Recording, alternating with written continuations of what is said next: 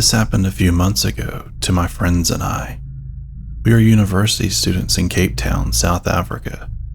So when we aren't trying to just get through the semester, we like to let our habits get the better of us and go out for drinks.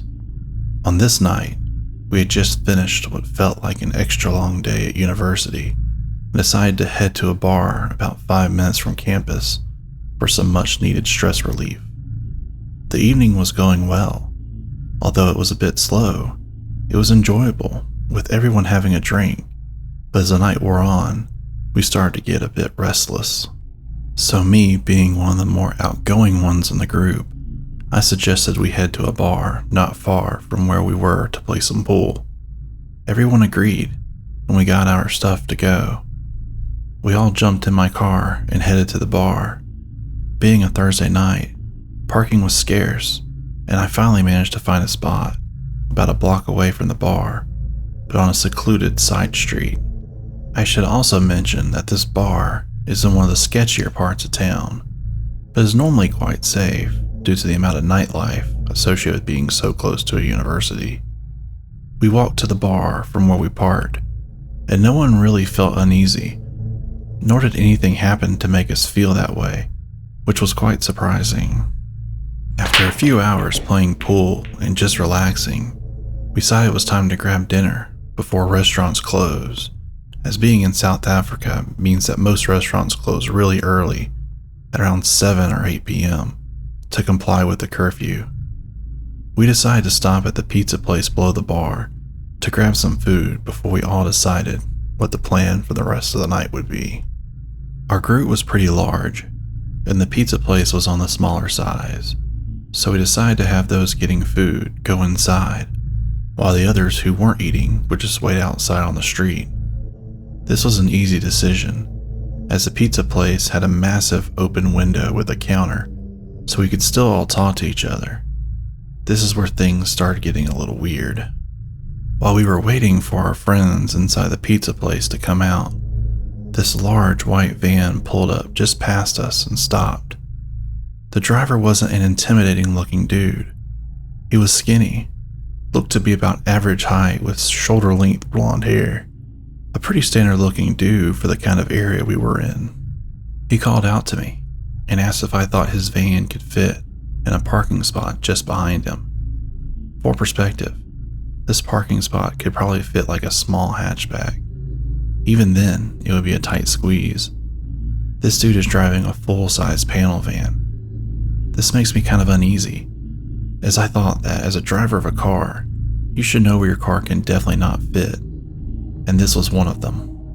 I explained to him that I didn't think it was even worth attempting. He responded, telling me that he has faith in his ability, asked if I could stand behind the van and direct him into the spot. This gave off major red flags. After a few words back and forth, he just pulled the emergency brake up and sat and stared at my friends and I for what felt like eternity.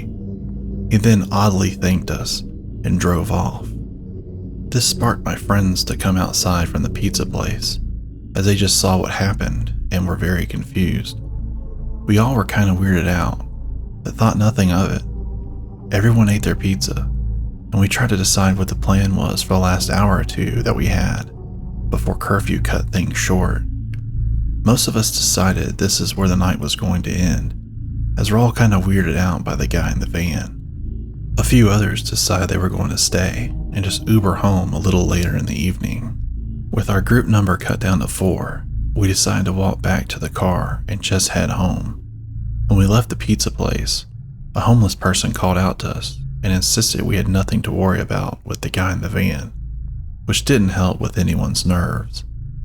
We then decided to head to the car, but as soon as we turned the corner to approach the side street where the car was parked, we saw the man in the van again, walking down the street towards us.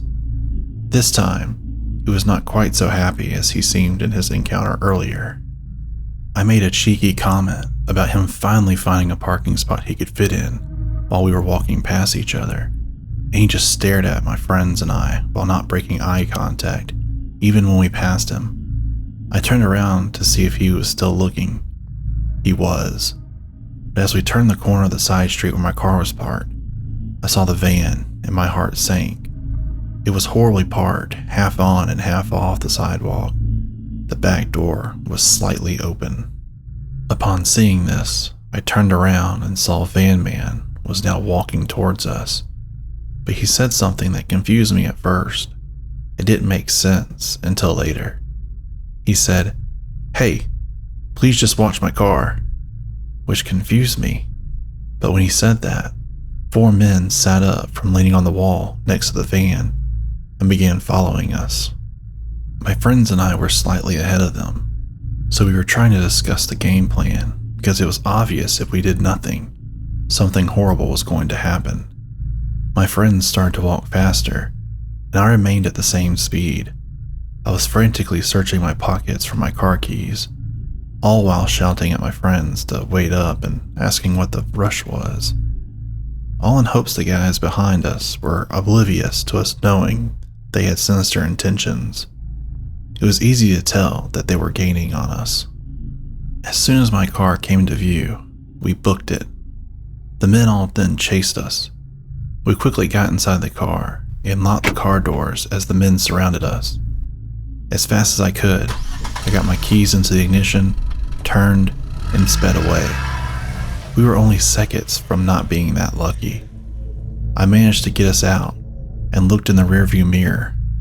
I saw a 5th man by the van at the bottom of the street. I still have no idea what their intentions were that night. It could have been to rob us, beat us up, or worse.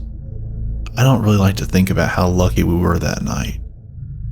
I ask that when you're out, no matter how innocent an interaction with someone can seem, always pay attention to the little things.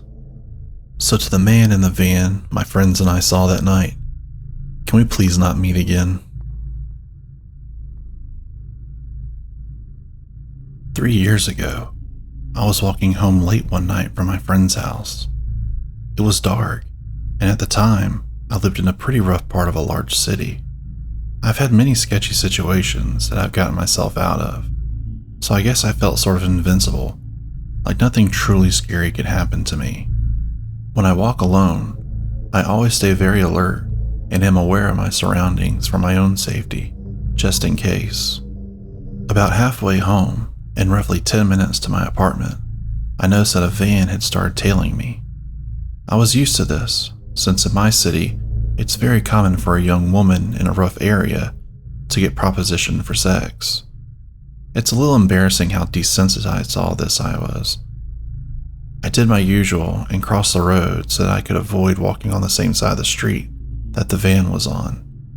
At this point, I wasn't scared, just annoyed. The van drove past me, and I figured I was in the clear. Then the van started to pull into a side street before pulling back onto the road. It was now back on the same side of the street that I was walking. At this point, I still wasn't scared. Like I said, this has happened more than a few times. It never mattered if I was wearing something that showed more skin, or if I was wearing a winter coat zipped from just below my chin all the way down to my ankles. That area was notorious for that type of activity.